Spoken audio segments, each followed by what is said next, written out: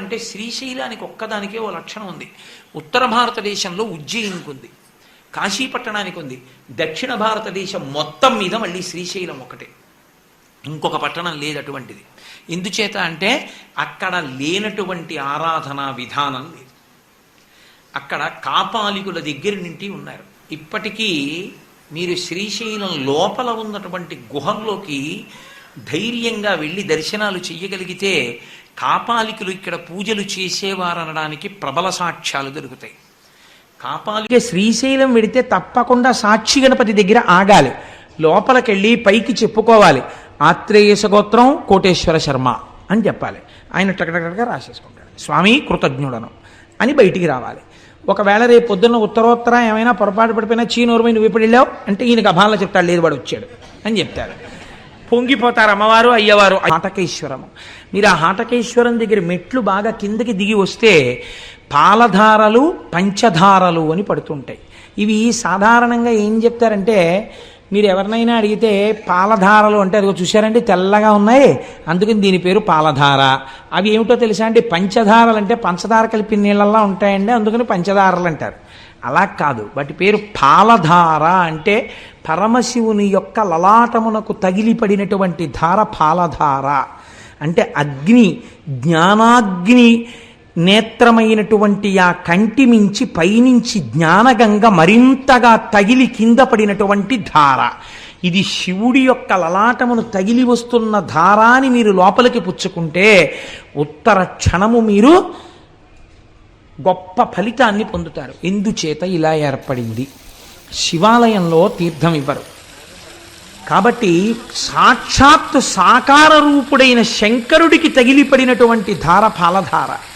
పంచధారలంటే 5 రకములుగా ప్రకాశిస్తున్నటువంటి భగవంతుని యొక్క శిరస్సులకు తగిలిపడిన ధారల ధారలు.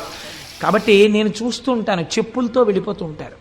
కనీసం అక్కడ మాత్రం మర్యాద పాటించాలి. ఆ తీర్థం తీసుకునేటప్పుడు ఒక సంవత్సరం మేమందరం అక్కడికి వెళ్ళాము. వెడితే అక్కడ శంకర భగవత్పాదాచార్య స్వామి తపస్సు చేసి అక్కడే శివానంద లహరి చెప్పారు. అక్కడ ఆయనకి భ్రమరాంబికాదేవి ప్రత్యక్షమైంది. అంత పరమపావనమైన క్షేత్రమని మేము అక్కడ శంకరాచార్య స్వామి వారి ముందు నిలబడి ఆ తోటకాచార్యకృతమైనటువంటి శంకరాచార్య స్వామి వారి అష్టకాంతో స్వామికి నమస్కారం చేసి తిరిగి వచ్చాం. చంద్రశేఖర పరమాచార్య స్వామి అక్కడే ఉండిపోతానన్నారు, తపస్సు చేసుకుంటూ ఉండిపోతానన్న ప్రదేశం అదే. కాబట్టి అంత పరమపావనమైన చోట పంచధారలు పడతాయి. అవి ఒకటి బ్రహ్మధార, ఒకటి విష్ణుధార, ఒకటి రుద్రధార, ఒకటి చంద్రధార, ఒకటి దేవధార. 5 ధారలు అక్కడ పడుతున్నటువంటి పంచధారలు. అందుకే శిఖరేశ్వరం దగ్గర ఒక పరీక్ష పెట్టాడు పరమాత్మ. అమ్మవారు అడిగింది ఒకసారి, ఏమయ్యా పరమాత్మ అంటే, అమ్మవారికి తెలియక అడగదండి ఈ విషయాలు, మనకి తెలియ చెప్పడం కోసం అడుగుతుంది. ఏమండి ఏమిటి, శిఖరేశ్వరం దగ్గరికి వచ్చి నందిని తిప్పి చరణందిని దేశాన్ని వెళ్ళిపోయాడు ప్రతివాడు. అటుగా ఒక వేశ్య కిందకి దిగుతోంది. ఈవిడ వేశ్య, ఈవిడ వేశ్య అని అందరూ అంటున్నారు.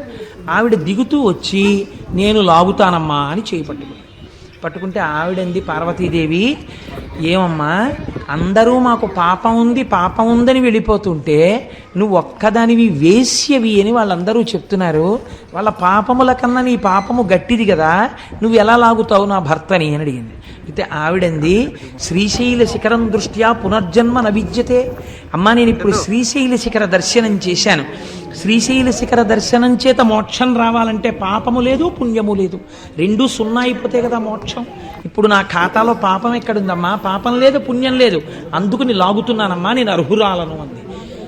విశ్వాసం నిజంగా ఉన్నది నీకు, ఈవిడికి మోక్షం ఇస్తున్నాను. చూసావా పార్వతి, నంది శృంగములలోంచి చూడడం కాదు, ఇక్కడ ఉన్నది నా తల్లి, ఇక్కడ ఉన్నది నా తండ్రి, వాళ్ళ మాట సత్యం అని నమ్మినవాడెవడున్నాడో వాడికి మోక్షం. కాబట్టి శ్రీశైల క్షేత్రంలో అడుగు పెట్టిన వాడికి ఉండవలసినది మనం మన తల్లిదండ్రుల దగ్గర ఉన్నామన్నటువంటి భావన ఉండాలి. ఈ భావన పరిపుష్టమై మీరు శ్రీశైలము వెడితే మీకు ఎనలేని సౌభాగ్యం అక్కడ కలుగుతుంది. హాటకేశ్వరము అని ఒక దేవాలయం. హాటకేశ్వరము చిత్రమైన దేవాలయం. అది ఒక కొత్త కుండ పెంకులో బంగారు లింగము తనంత తాను ఆవిర్భవించింది. ఒక బంగారు లింగము తనంత తాను కుండపింకునందు ఆవిర్భవించినటువంటి క్షేత్రము కనుక దాన్ని హాటకేశ్వరము అని పిలుస్తారు. ఇవన్నీ అని పిలవరు. దానికి ఏమని పేరు? ఎక్కడది తుక్కునొచ్చిందో, ఎక్కడ విజయవాడ, ఎక్కడ శ్రీశైలం, ఎక్కడ శ్రీగిరి, ఆ పర్వతాలలో ఎక్కడో ఆ మధ్యలో ఉన్నటువంటి ఆ పర్వత శిఖరాన్ని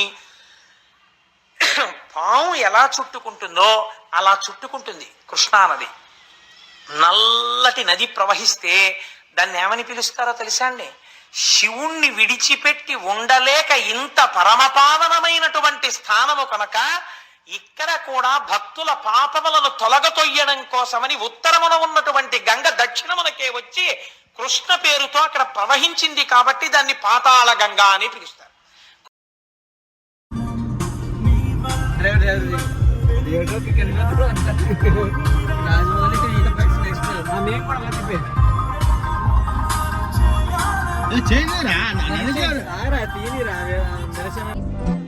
ఎందుకట్లా రూడ్గా మాట్లాడుతున్నావు మార్కస్ నాతోని?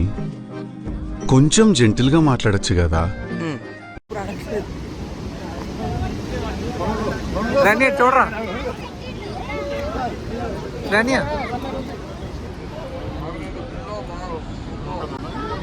అసలు ఏంద్రా మీ రెక్లెస్ బిహేవియర్? ఎంత డిస్ట్రాక్టెడ్ గా ఉంటున్నారు మీరు? ఎన్నిసార్లు పిలిచినారా మీ ఇద్దరిని? అసలు పలకరారా? నువ్వేం చేస్తున్నావురా బయట?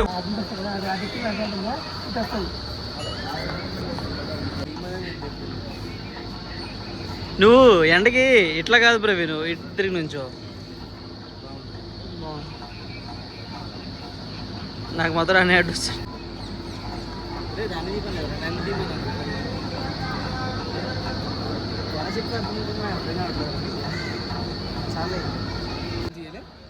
కారు నువ్వు వచ్చిన తీయమన్న ఫోటో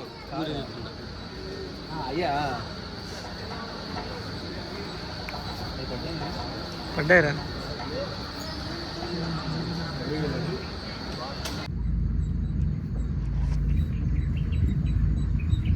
చెప్పు ఫోన్ చెప్పు.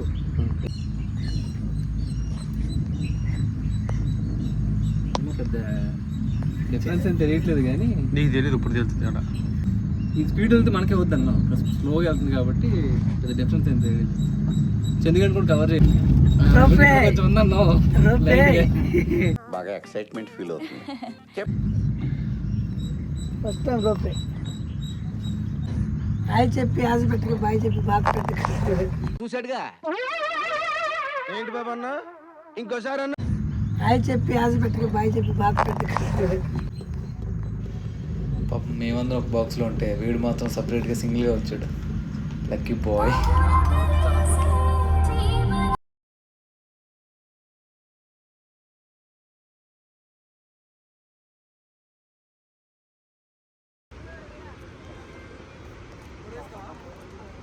Chin down, shoulder down, eyes open, ready.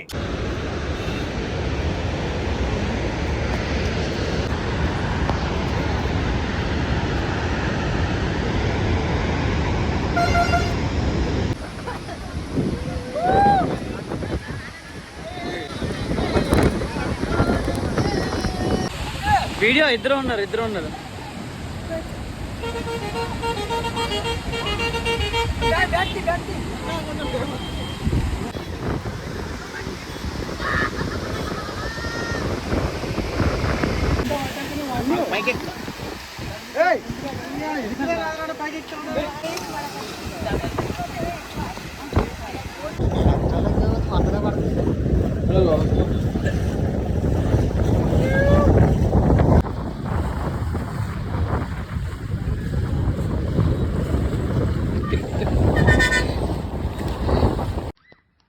పొద్దున్నే బేవర్స్ గాళ్ళు ఎక్కువైపోయారు.